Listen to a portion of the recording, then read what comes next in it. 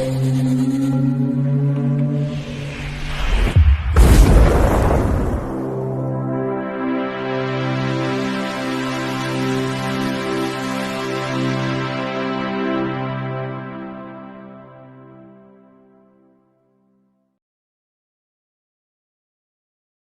Bayek, it's me Ian, and in today's video I'm looking at this film. This is The Servant from 1963.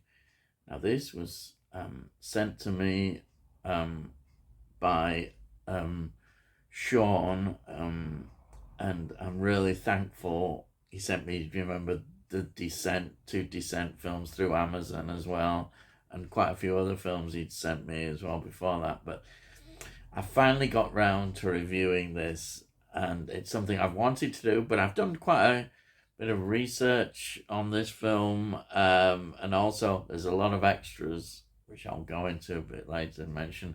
And it's such a great film, and I've heard about it before, but I've never seen it. So let's get into it. It's described in many ways as a drama, but of course it's so much more than that. We are going into the area really of a European art house film that is a British film. Yes, this is how much. This is 22nd in the 100 great British films. It's rated extremely highly. This is 115 minutes long, so it's getting up towards 2 hours. It never seems like that. Oh, it's wonderful. What a great experience it is. Rotten Tomatoes give it 90%, which I suppose is quite fair enough for them. It is very much from the moment was a critic's favourite, and has grown throughout the years, and was multi-award winning film. And as I say, it's in Europe, America, it's seen in high esteem as well. The screenplay was by Harold Pinter, a playwright, very famous playwright at the time. And this was his first collaboration in terms of a screenplay. It's based on a novella, The Servant, from 1948 by Robin Maughan, who I think was related to the well-known Somerset Maugham. Harold Pinter, famous for plays like The Caretaker, The Birthday Party. Here, it's amazing because he's collaborating in many ways, though with the director. But of course, they nearly had a big fallout because Pinter made it very clear that he didn't want, it was his work, and he didn't want him changing any lines without his permission in many ways, or rewriting it. It was his, and it was his. But they got on so well, and they discussed and had a great chemistry, and so they kind of fed off each other. But yeah, there's that part of it, and I think he saw the vision that Losey had for this film. So it is produced by Joseph Losey and Norman Priggen, and they did have a lot of struggles getting the money together, certainly, but they did succeed, and that was part very much of this independent filmmaking.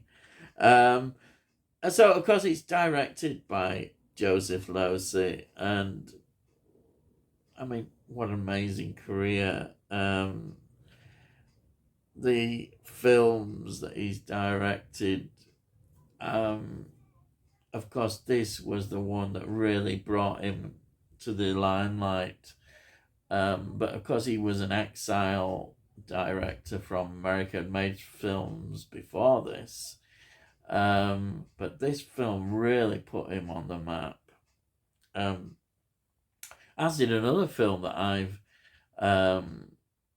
reviewed, which was a bit later, which was The Go-Between, 1971. But this film, also perhaps with the accident as well, that was a very interesting film. That was with Stanley Baker. Yes, Stanley Baker was in that with Dirk Bogarde, and that was from 1967 as well. There was a good relationship with Dirk Bogarde, actually, but also, as I say, with Pinter, and very, very interesting. And now he's recognised as a really, great director, is Losi. And yeah, let's get on to the cast. It's edited by Dirk Bogarde, the legendary. I'll say that he is a legend. He plays Barrett. His career stretched right back. The Blue Lamp he played is a part early on that he had in 1950, and that led to the Jack Warner Dixon of Dock Green TV show, which was quite a big police show, all through the 60s and into the 70s, I think. But that was quite an interesting film. But he at the time, in 1954, he took the part of Simon Sparrow and became involved in these series of comedy films. And he was the dashing lead. The first one was in Doctor in the House, 1954. And there's these whole series of Doctor films that carried on. But the one thing about Bogart, he wanted to go into other areas of his acting as well. And he was very attracted to this part. And also he knew Losi quite well. And this was a great opportunity to show something different. And he did. And of course, from this film, he developed even more roles that are considered really good. So he went from the pin-up kind of actor, lead actor, into more European roles as well, because he ended up being quite involved in Italian films as well. It's amazing, his development and interest as we look at him as an actor. So another film that he had appeared in before this one was as Victim in 1961, which is another groundbreaking film, which really had a few problems getting past the censor, but it did, because it was the first film to really look in a more sort of sympathetic way to homosexuality, because we know that throughout his career, Bogart, I think, identified very much so, because he never came out openly as a gay man, but it's very much clear that he was, but he knew that it would harm his career, and it was against the law till 1967.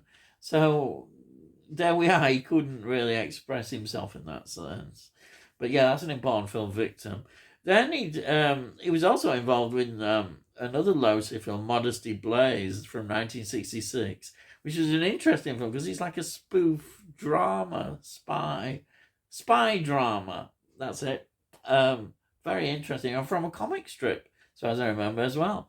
Then, as I say, he became famous in 1971 with Death in Venice. This was an important film by Italian iconic director Visconti. And then also he was involved in another film, The Night Porter, again controversial film that was by Liliana Cavani. That is considered a very controversial film at the time. He was in other films, but those were, I've just pointed out, those sort of real highlighted films.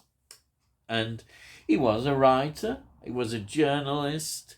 He's a very talented man. He really was. And he is in this film. And he really brings something to this film. Elevates this film even more with the script. So you've got a wonderful combination. You've got Pinter. You've got Losey. And you've got Dirk Bogart. Wow. This film is just destined to be a great film, and it delivers. Then we've got, at the time, a new actress, Sarah Miles. She plays Vera. Now, she was involved in Blow Up 1966, which is an Antonioni, another Italian connection, which is considered another classic film. That's from 1966. She was also involved in Ryan's Daughter, which was an extremely popular film from 1970. She was also, just to highlight this, but she was involved in a film called Venom, 1981, which was a horror thriller. Yeah, she's retired. She's still with us. And, yeah, a great performance as well. Plays it beautifully, and you can't help but wonder, she's just so good in this film. Her performance is that striking.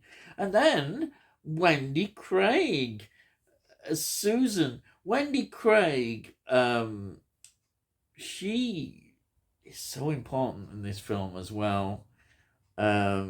She just adds that special, I don't know, she is an opponent, definitely, for Barrett.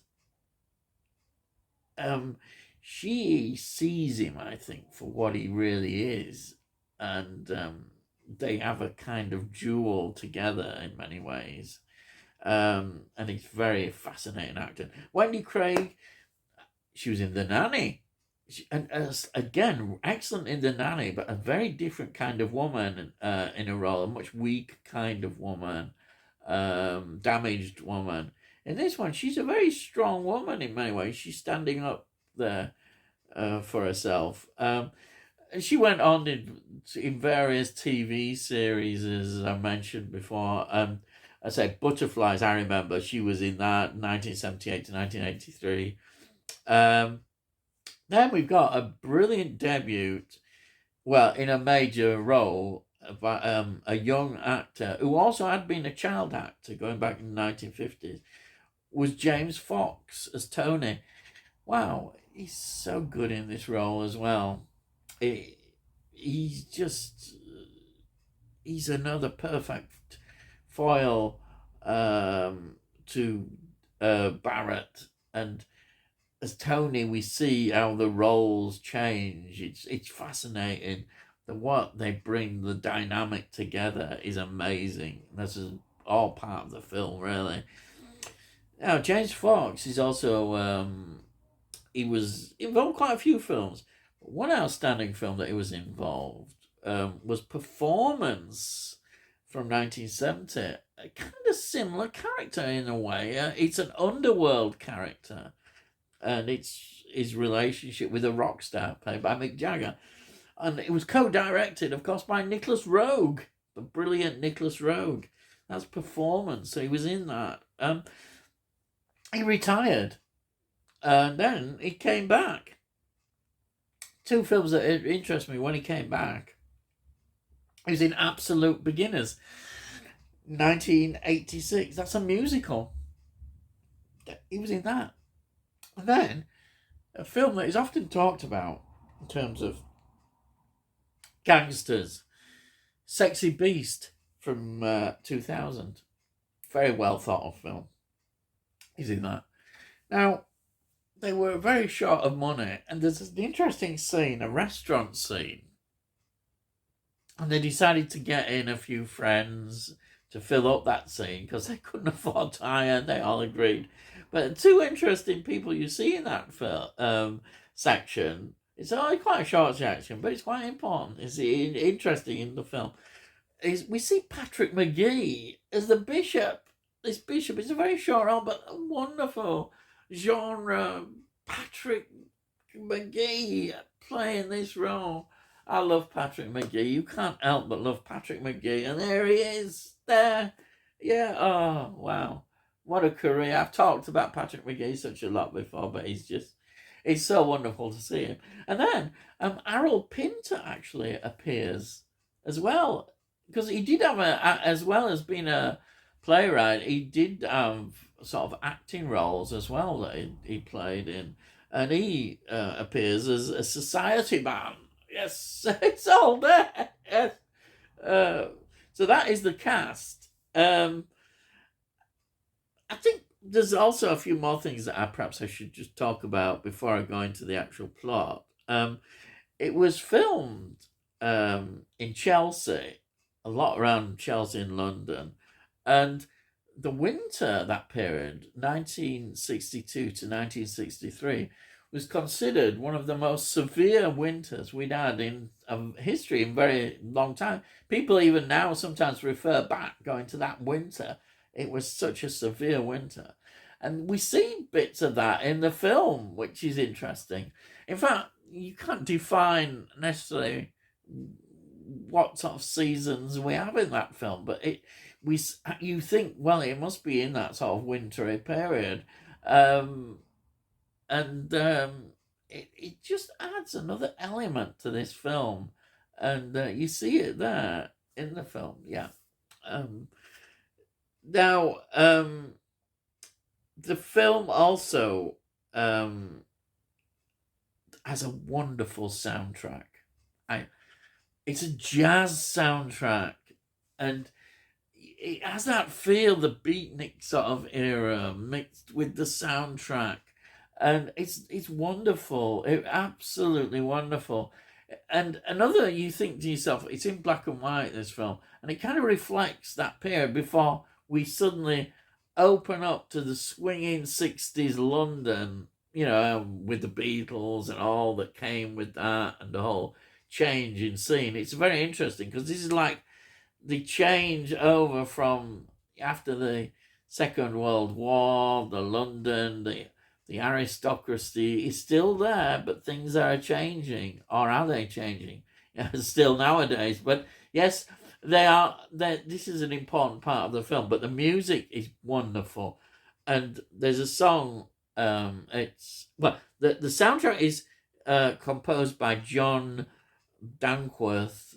You may have heard of. You should have heard of him. He was quite a well-known composer, and his wife, Cleo Lane, was also a great singer from this period. I remember seeing her singing. She was a wonderful singer, and she does 3 renditions in this film of a song called "All Gone." And what a wonderful song it is! Just adds even more to that feeling in this film. Fantastic. So what is the premise of this film? Well, it's this aristocrat, Tony, he's bought a new place in London. And he's got these ambitions. He goes talking about that he claims to be involved in this project in Brazil where they're going to build 3 cities, then they're going to import people. It does sound a bit sort of, fantasy almost. But he's talking about it, and people there. But as he's moved into this new house, he needs a manservant, and he hires a new one. And of course, into his life comes Barrett, this wonderful character who you start to get to know and feel, and fantastic. That builds up. So you've got that developing in the film. Then you've got the girlfriend of Tony, and that is played by Wendy Craig, Susan, and she adds another dimension. And clearly, she is not very keen on Barrett. She sees through him to some extent, but of course, Barrett is very clever, and he knows exactly what he's doing, and he eventually He really thwarts a plan, if you want to put it like that, which is to get rid of him. Brilliant the way it's done and staged. So many wonderful scenes in this film, even by looks, just by a look at each other. Sometimes the silence says a lot. It does. It's amazing. And then into that brew, of course, we get the character played by Sarah Miles, Vera. Vera comes in and adds another dimension to this relationship. Barrett, of course, invites her into their lives.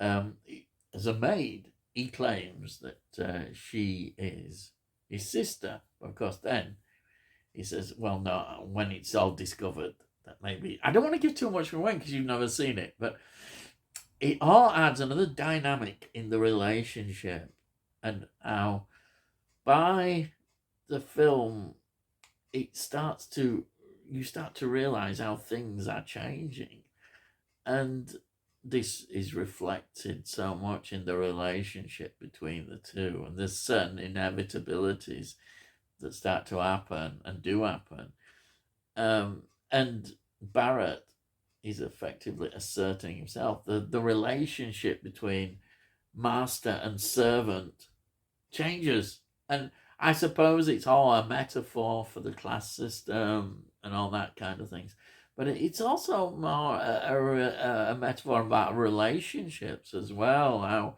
manipulation and deception all are involved in this.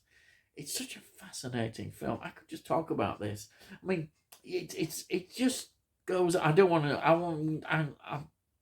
these reviews to go on too long. It's already, I know, it's going on quite a long time, but it's the kind of film that I absolutely love. I love this. This is why I love film. There's so many different styles. You know, I can just love so many different aspects of films, and here we have it. You know, the wonderful look at way life was, a snapshot in 1963 when this was released. It's a wonderful portrait of British society, and also it's a masterclass in filmmaking, and that is the point. Joseph Losey just gives a groundbreaking direction.